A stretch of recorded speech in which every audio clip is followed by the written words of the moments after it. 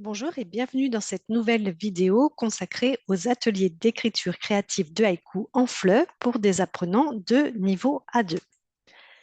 Donc, ces ateliers sont destinés à un public d'adolescents, de jeunes adultes et d'adultes. Les objectifs communicatifs sont d'exprimer une émotion et de décrire des sensations. Les objectifs lexicaux, donc le lexique lié à la nature, forêt, mer, montagne, météo, saison. Le lexique lié aux sensations et aux perceptions, chaud, froid, vent, silence, lumière.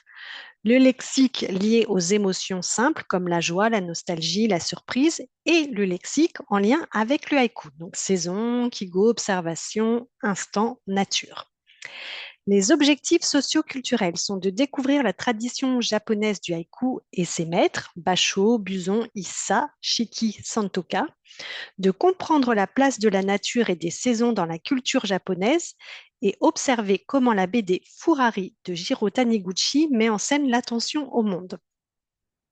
Les objectifs interculturels sont de comparer les représentations de la nature dans les pays respectifs des apprenants, d'identifier comment chaque culture exprime l'émotion, la saison, le paysage et de valoriser les imaginaires personnels dans l'écriture.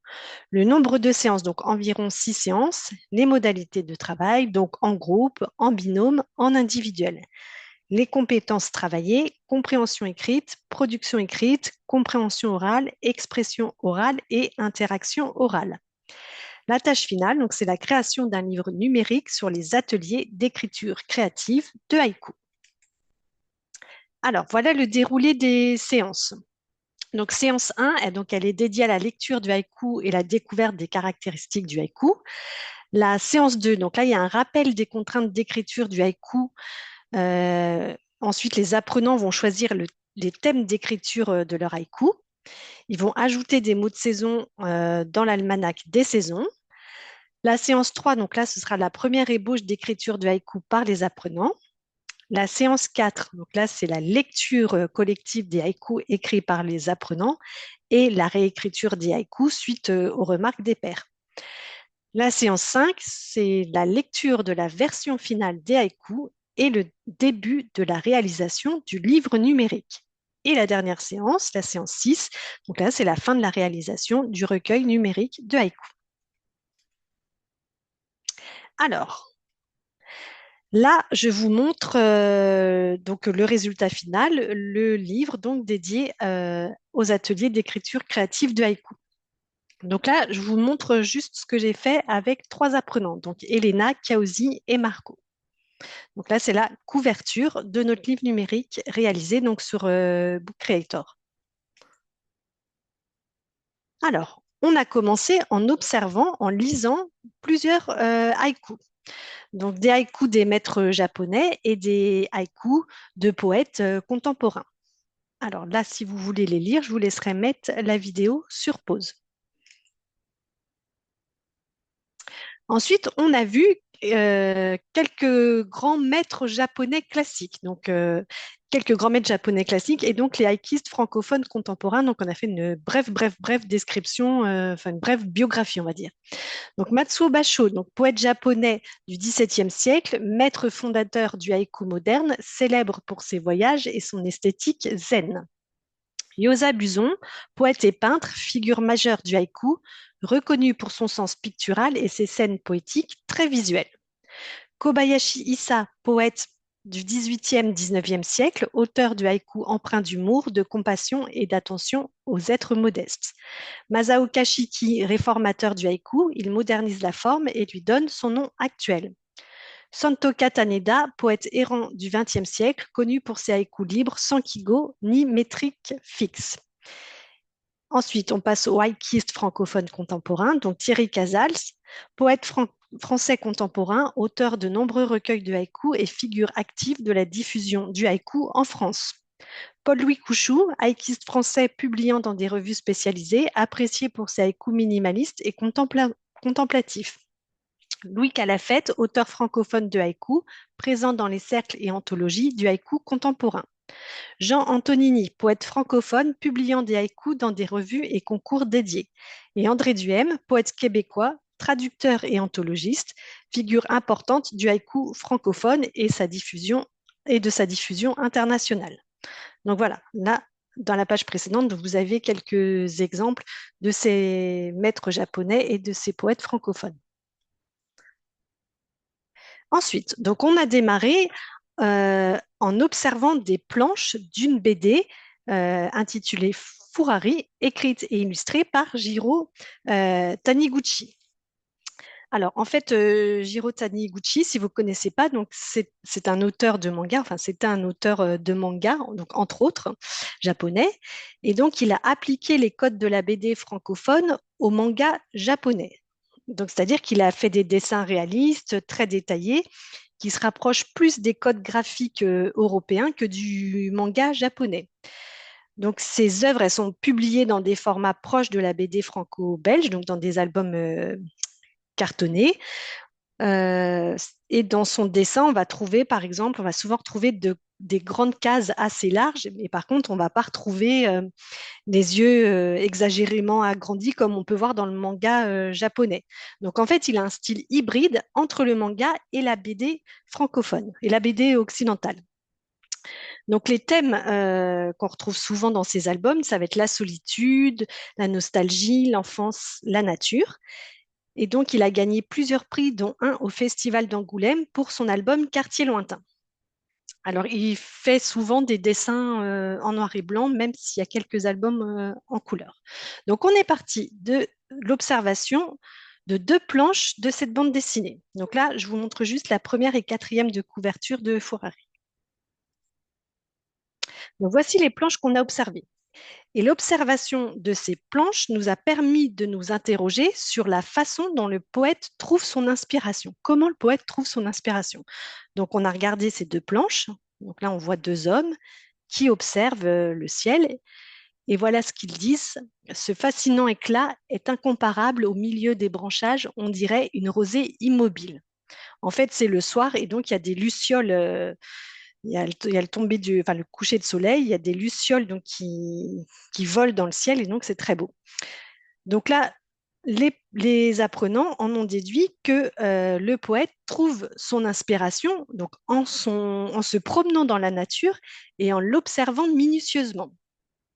Que le poète il prête aussi attention aux détails qui du coup vont devenir vraiment importants et que le poète fait appel à un ou plusieurs sens, donc là la vue, ça peut être aussi l'odorat, l'ouïe, le goût et le toucher. Donc cet album-là, je l'ai, donc je ferai un petit short pour vous montrer vraiment à quoi ressemble cette bande dessinée. Alors ensuite, on a relu les haïkus que je vous ai montrés tout au début de la vidéo et on a essayé d'observer en fait les similarités dans chaque haïku. Et donc, qu'est-ce qu'on a essayé d'en déduire? Que déjà, dans un haïku, il y a toujours trois vers et que dans ces trois vers, le premier vers a 5 syllabes, le second 7 syllabes et le troisième 5 syllabes et que le tout forme donc un tercet de 17 syllabes. Donc, on l'a vu tout à l'heure en étudiant en observant la planche de BD. Donc, dans un haïku, il y a toujours une émotion. Il y a toujours un rapport à la saison ou à la nature. Et qui a aussi une césure, une rupture, une opposition. Donc, souvent dans le deuxième vers. Donc là, on a pris l'exemple de celui-ci. Content, les enfants sous les cerisiers en fleurs, la nature, leur mère. Voilà. Il faut savoir que le haïku peut aussi avoir une chute inattendue et ou surprenante. Donc voilà pour la carte d'identité du haïku et donc les règles du haïku. Donc un haïku, c'est forcément, on l'a dit, trois vers. Le premier de 5 syllabes, le second de 7 syllabes, le troisième de 5 syllabes. Il y a forcément une émotion, il y a forcément un mot qui a un rapport avec la saison ou la nature et il y a forcément une rupture. Alors, il y a plusieurs formes de haïku, donc on en a brièvement parlé. J'ai essayé pareil aussi d'exposer très rapidement les différentes formes de haïku existantes. Donc, les principales formes de haïku, donc, ce sont le haïku traditionnel, le haïku moderne, le senryu, le haibun, le haïga et le renku. Donc, ces formes existent dans la tradition japonaise et dans les pratiques contemporaines. Donc, le haïku traditionnel, c'est celui dont on vient de parler. Donc, structure classique, 5, 7, 5 syllabes. Donc, le mot de saison, ça s'appelle un kigo. La césure, c'est un kireji. Et donc, les thèmes, c'est la nature, l'instant saisi, l'observation. Donc, c'est un héritage de Basho, de Buzon et de Issa. Ensuite, le haïku moderne. Donc là, c'est une forme libre. Il apparaît au XXe siècle, notamment en Occident.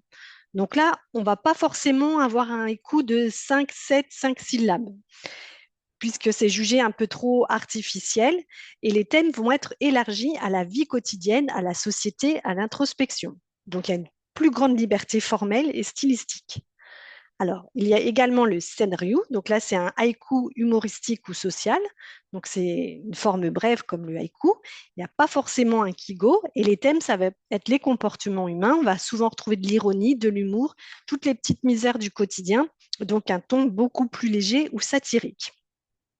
Le haïbun, donc là, c'est de la prose plus un haïku. Donc il y a l'alternance d'un texte en prose et d'un haïku final. Donc là, ça, c'est une forme qui a été popularisée par Basho dans La route étroite vers le nord profond.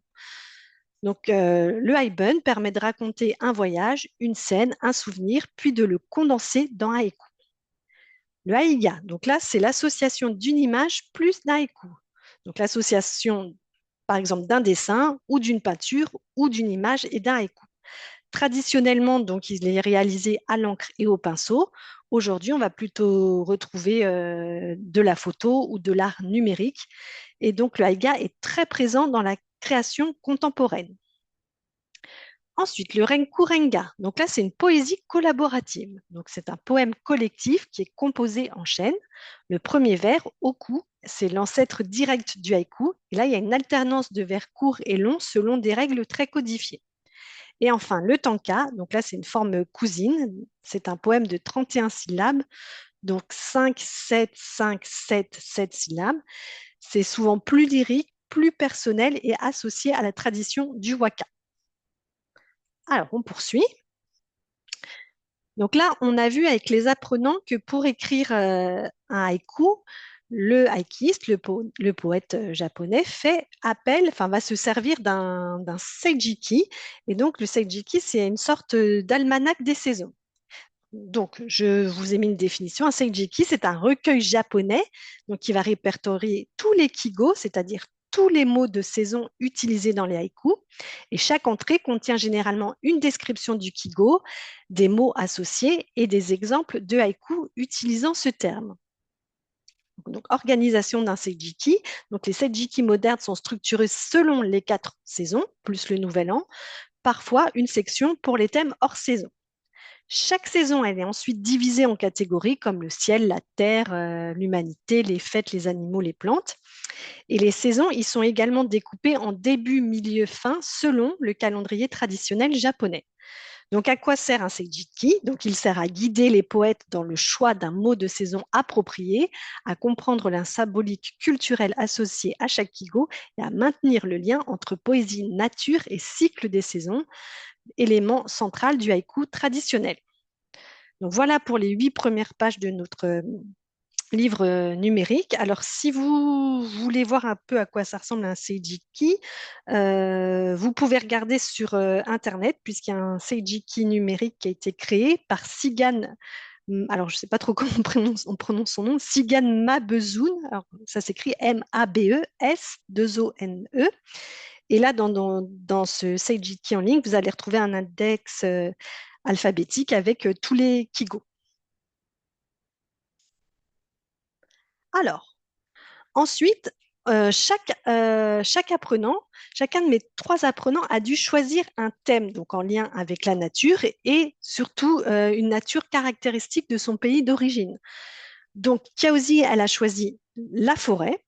Ensuite, il y a Marco qui a choisi la mer et Elena qui a choisi la montagne. Et donc, ils devaient créer chacun une sorte de mini Seijiki en lien avec le thème qu'ils ont choisi. Donc là, je vous présente le Seijiki de Kaozi. Donc voilà les mots qu'elle a écrits, herbes, fleurs, oiseaux, nuages, animaux, etc. Voie lactée, qu'est-ce qu'elle a mis aussi? Des arbres silencieux, verts, respiration, etc. Donc voici pour le Seijiki de Kiaozi. Donc chaque apprenant a choisi l'illustration en ligne en lien avec son thème. Donc là, vous voyez, elle a choisi une photo avec une forêt.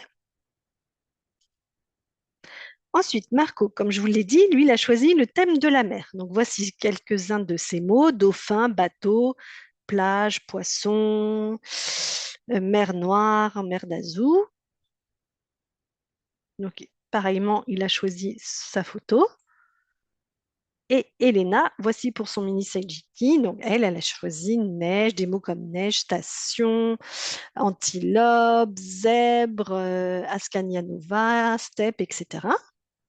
Donc, vous voyez que dans chaque Seijiki de nos apprenants, il y a vraiment parfois des mots qui étaient un peu surprenants où nous, on se dit, ah bah tiens, moi, pourquoi des zèbres et des antilopes on ne comprend pas trop. Si, si, c'est parce que dans son pays d'origine, on trouve des animaux comme ça. Donc, des fois, c'est un peu étonnant. Et enfin, on arrive au premier jet de l'écriture de haïku sur le thème de la forêt. Donc là, c'est le premier jet de Kiaozi. Alors, son premier haïku, par exemple, le brouillard cache le majestueux canyon du Grand Shangri-La. Donc ça, c'est une forêt en Chine. Son deuxième haïku, à travers les arbres, j'aperçois la voie lactée enfin. Et son dernier, le vol des insectes, le bruit des rivières, le calme en forêt.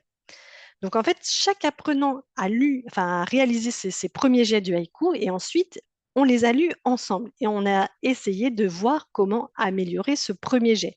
Donc vous voyez que des fois dans leur premier jet, il n'y a pas toujours l'alternance des 5, 7, 5 syllabes ou alors il y a des mots qui sont mal écrits, mal orthographiés, ou des mots qu'on pourrait remplacer avec des mots qui seraient encore plus poétiques. Donc, si on compare avec le deuxième jet, le brouillard cache le majestueux canyon du Grand Shangri-La. Donc, ça, c'est comme le premier, il n'y avait rien à améliorer.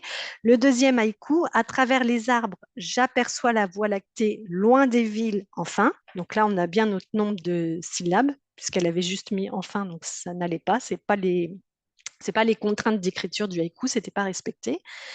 Et son troisième haïku, le vol des insectes, le clapotis des rivières, le calme en forêt. Donc là, on a juste changé un mot, le bruit, qu'on a transformé en clapotis, puisque c'est vrai que c'est plus poétique que le mot bruit. Hein, voici pour les haïkus de Marco. Donc là, qu'est-ce qu'on a fait? Pareil, le nombre des syllabes n'était pas toujours respecté, donc on a rajouté des mots, comme là, vous voyez, dans le port d'Odessa, ça ne va pas. Donc là, on a mis dans le grand port d'Odessa. On a changé quelques mots. On a amélioré aussi l'orthographe. Là, vous voyez, les touristes sans ES, alors que là, on l'a écrit correctement dans le deuxième jet. Et pareil, on a toujours essayé de faire un petit peu plus poétique. Je prends l'exemple du troisième haïku. Le premier jet, le ciel gris tombe des gouttes de pluie dans la mer. Tombant du ciel gris, les gouttes de pluie remplissent un peu plus la mer. Donc voilà, c'est un peu plus poétique quand même. Et on arrive à l'écriture du haïku sur le thème de la montagne par Elena. Alors là, on avait des petites fautes d'orthographe aussi. On a remplacé aussi du lexique pour faire un peu plus poétique. Et voilà, oui, on a aussi modifié pour respecter toutes les contraintes d'écriture, avec le Kigo qui convient, la césure, etc. Alors, si on prend le premier G, on avait animaux et plantes, antilopes et bourgeons, la steppe d'Ukraine, ce qui donne la faune et la flore, antilopes et bourgeons, la steppe d'Ukraine. Donc, animaux et plantes, qu'on a remplacé par faune et flore. Et le troisième haïku, les sommets sous la neige disparaissent dans le ciel de nuages blancs. Donc, on a des petites fautes d'orthographe qu'on a remplacé, puisque le premier vers était trop long. Les sommets neigeux disparaissent sous un ciel de nuages blancs. Alors, des fois, ce qui a été un petit peu difficile pour eux, c'était de respecter, c'est d'ailleurs déjà compliqué pour les personnes dont le français est la langue maternelle, c'était de comprendre en fait ce que c'est un E muet.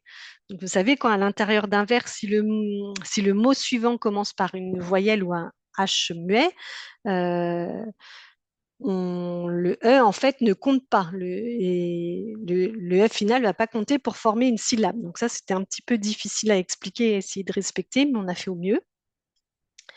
Donc voilà pour les jets d'écriture, le premier jet, le deuxième jet.